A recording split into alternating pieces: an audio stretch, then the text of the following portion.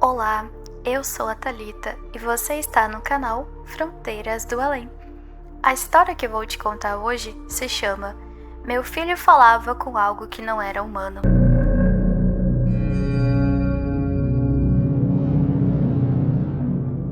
Meu filho Adrian começou a falar com seu amigo imaginário quando tinha 3 anos. Chamava ele de Vitor. No começo, era até engraçado. Ele colocava um prato na mesa, parava na porta e dizia: "Espera, o Vitor ainda não entrou." A gente achava que era só coisa de criança, até que Vitor começou a saber de coisas. Uma noite, enquanto eu colocava Adrian para dormir, ele me olhou e disse: "Papai, o Vitor falou para você não ir trabalhar amanhã, vai ter um acidente feio." Eu ri, beijei a testa dele e desci. Na manhã seguinte, o pneu do carro furou. Liguei no trabalho avisando o atraso. Enquanto esperava o guincho, liguei a TV. Noticiário urgente. Engavetamento na rodovia que eu sempre pegava. 6 mortos. O café esfriou na minha mão e o sangue gelou nas minhas veias. Não contei nada para minha esposa, mas depois disso comecei a prestar atenção.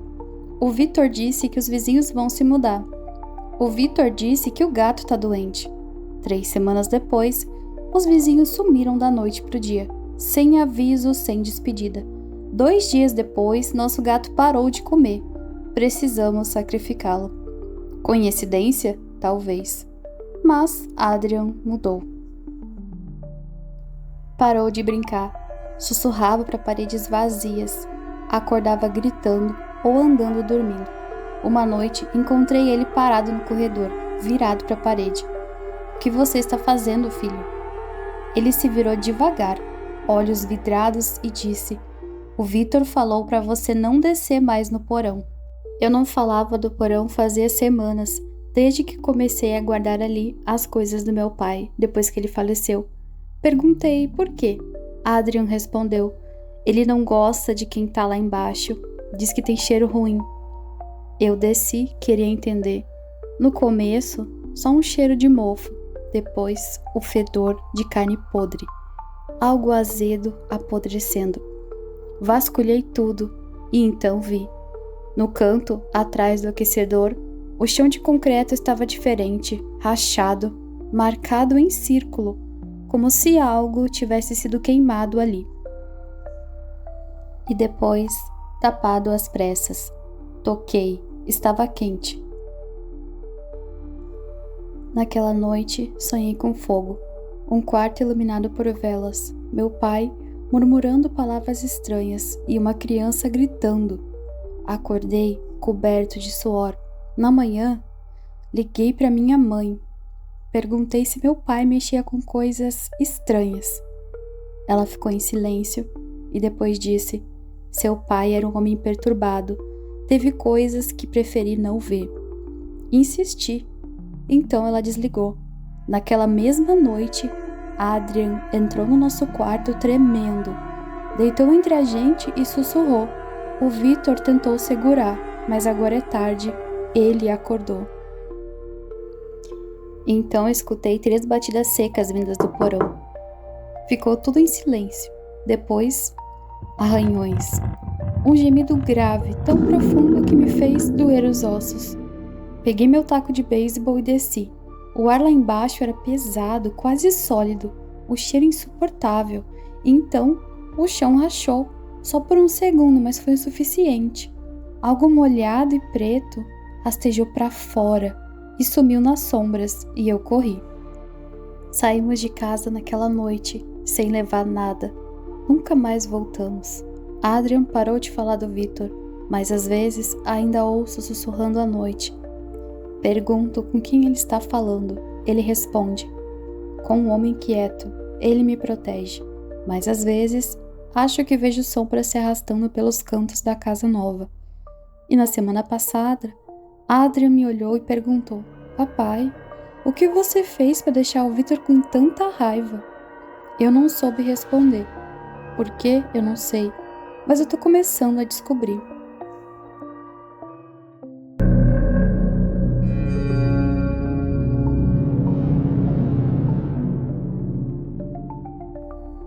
próxima história se chama Eu Comi Meu Irmão no Útero e Durante Toda a Minha Vida Ele Tem Se Vingado. O autor se chama Fate Killing. É uma história diretamente do Reddit. Meu nome é Adam e por 28 anos da minha vida tenho vivido um pesadelo constante, porque meu irmão está tentando me matar, de dentro do meu próprio corpo. Minha mãe disse que eu era um milagre, não uma criança.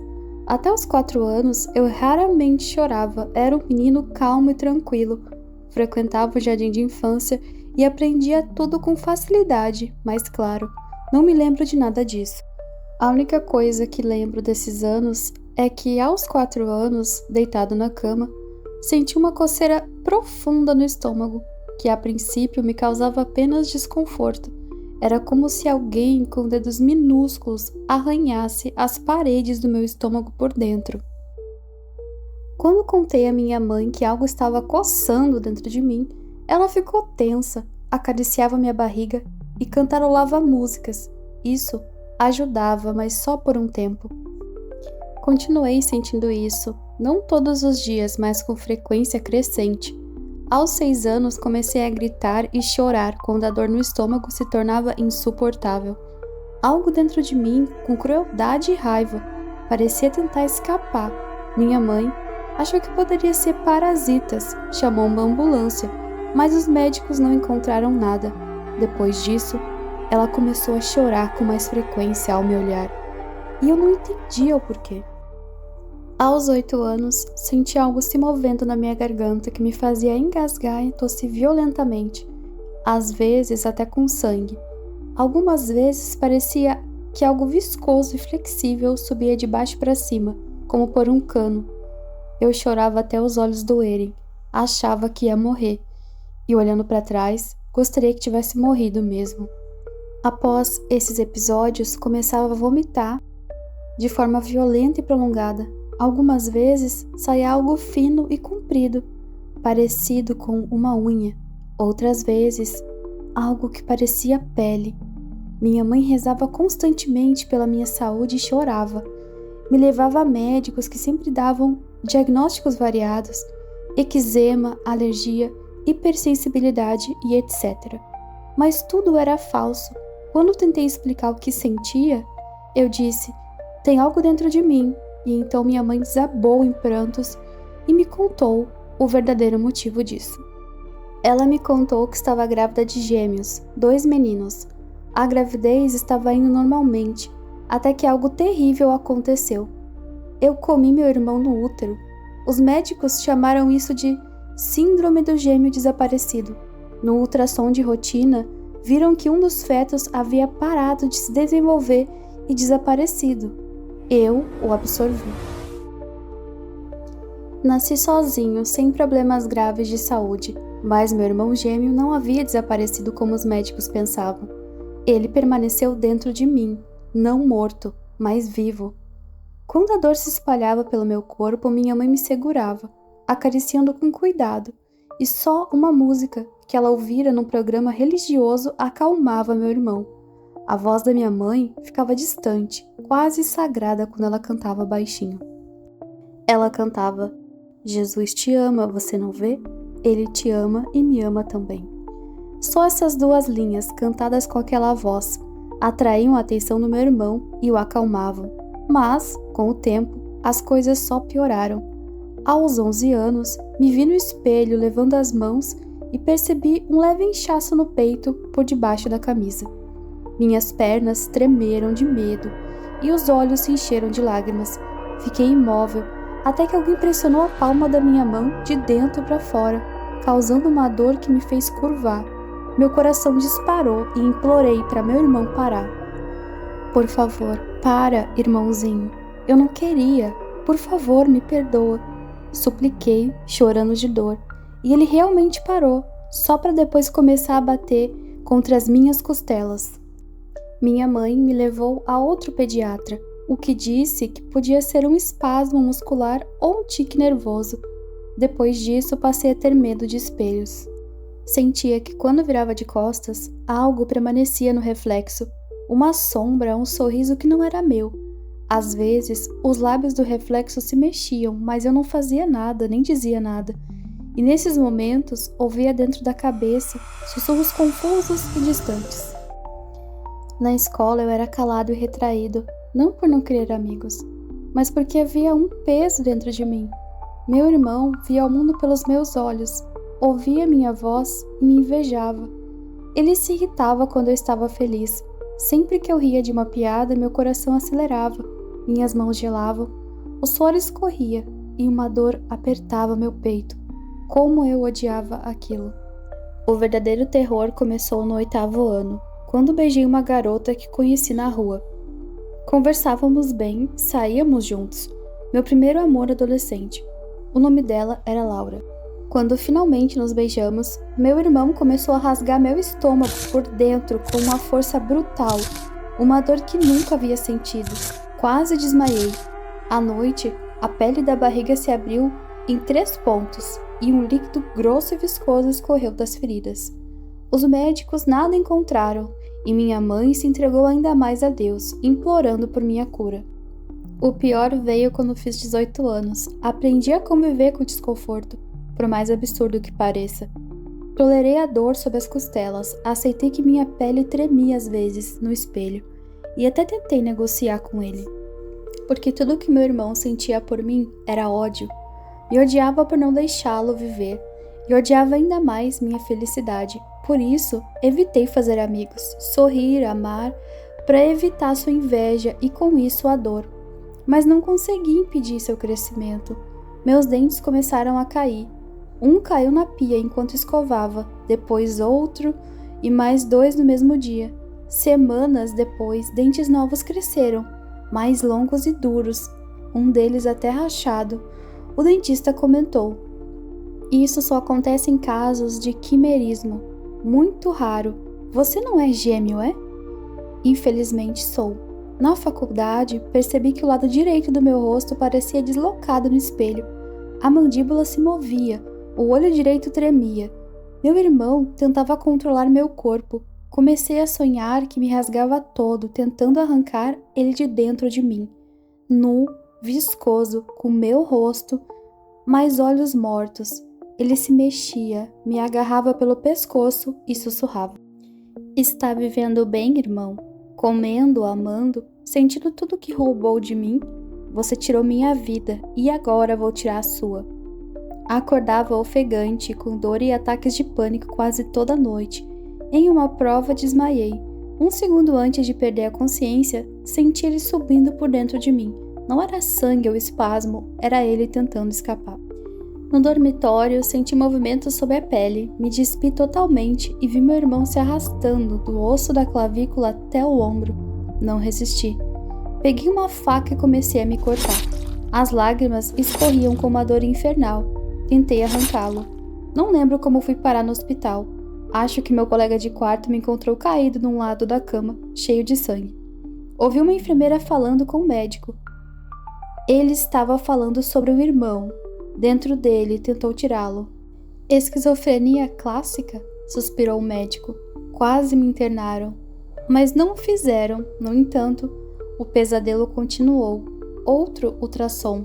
Nenhum tumor, nenhum parasita. Chamaram de alucinação somática. Eu estava enlouquecendo, mas a dor e os ferimentos eram reais. Era algo paranormal. Meu irmão deveria estar morto, mas estava vivo dentro de mim. Minha vida desmoronou. Mudei de emprego muitas vezes, mas ele me impedia de trabalhar. Toda vez que me estressava, e era quase sempre, ele se mexia, chutava, causava dor insuportável que nenhum remédio aliviava. Exceto aquela música, quando não aguentava mais, cantarolava com a voz trêmula: "Jesus te ama, você não vê? Ele te ama e me ama também." Eu engolia o ar, tentando não desmaiar, cantava até ele parar de tentar sair. Mas ele continuava crescendo, a coceira virou queimação, meus ossos doíam constantemente. Minha coluna às vezes estalava como se estivesse quebrando. Dormia cada vez menos. Quando dormia, via o mesmo pesadelo, meu irmão finalmente saía de mim. Cheguei a acordar em lugares desconhecidos, coberto de hematomas, sangue sob as unhas. dores absurdas, sem lembrar como fui parar ali. Uma vez acordei no chão do meu apartamento com a frase "Eu quero viver", arranhada no piso, feita com as minhas unhas quebradas. Foi assim por 2 semanas, até conhecer Emily. Ela era compreensiva, gentil e inteligente. Começamos a namorar, fomos morar juntos. Como meu irmão reagiu? Bom, com ódio. Mas eu estava cego de amor. A dor até parecia mais suportável. Durante 1 mês e meio eu fui feliz, até que Emily acordou chorando. "Adam, o que você está dizendo? O que houve?" "Você estava sussurrando, mas não era sua voz. Você disse que eu não devia estar com você, porque você já estava ocupado." Tentei explicar tudo. Ela achou que era trauma, talvez relacionado à minha mãe. Me apoiou. Até foi comigo ao psicólogo, mas então algo terrível aconteceu. E me culpo por ter amado Emily, por ter me aproximado dela. Acordei com o grito dela, estava nua, encostada na parede, o corpo coberto de sangue e marcas de unhas e pancadas. Tinha sinais de estrangulamento no pescoço. Tremia de pavor. Mas eu juro que não fiz aquilo, foi meu irmão. Olhei para minhas mãos, unhas negras quebradas, cobertas de sangue. Nas costas dela, a palavra minha. Emily disse que não chamaria a polícia, porque você pediu. E implorou para não ser morta. Tentei explicar, mas ela fugiu, nunca mais a vi. Naquele momento eu percebi. Meu irmão já não estava só dentro de mim. Ele estava assumindo o controle do meu corpo e estava se preparando para sair.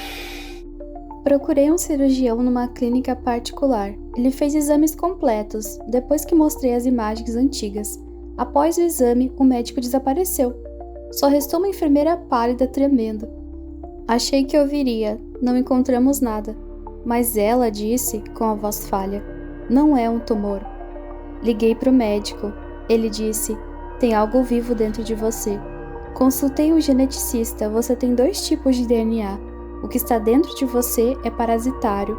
Isso às vezes ocorre quando há um feto, absorve o outro. Mas o seu caso desafia a ciência. Sinto muito. A medicina é impotente aqui. 1 semana depois, minha mãe morreu. Infarto. Sozinho no funeral. Até meu irmão ficou em silêncio. Mas dessa vez, o silêncio dele não trouxe alívio. Nada mais importava. Eu perdi toda a esperança. Só queria morrer. Tentei me matar. Abri o frasco de antidepressivos e uísque. Mas minhas mãos pararam de me obedecer. Me contorci em dor, desmaiei. Passei dias sem comer. E ainda assim, ele me forçava a me alimentar. Assumia o controle. Hoje, tenho 28 anos. 28 anos nesse pesadelo. E acho que está acabando. 1 mês depois do meu aniversário, sinto a pele abaixo do peito se esticando. Ouço um segundo coração batendo. E ele não é mais um bebê. Está quase totalmente formado. Vai sair logo. Ontem à noite foi o pior. Acordei com dores horríveis. Minhas costelas estalaram, cada respiração doía. A garganta inchou e gritei. Perdão, Deus, por favor, me perdoa. Eu não queria. Irmãozinho, me perdoa, eu te imploro. Com sangue, lágrimas e dor, cantei com o que me restava de voz. Jesus te ama, você não vê. Tive que pausar antes de terminar. Ele te ama e me ama também. A dor parou. Pela primeira vez, ouvi a voz do meu irmão. Eu te perdoo, mas agora é a minha vez de viver. Minha vez de comer, de respirar, de amar. Ele tem reformado meu corpo por dentro. Meus ossos também mudam de lugar. Minhas vísceras arrebentam. Minha pele estica. Sinto que essa semana ele vai sair e pela primeira vez estou pronto. Começo a entendê-lo, mesmo sem querer. Roubei a vida dele. Agora ele quer de volta. Enquanto escrevo isso, ouço ele cantarolando.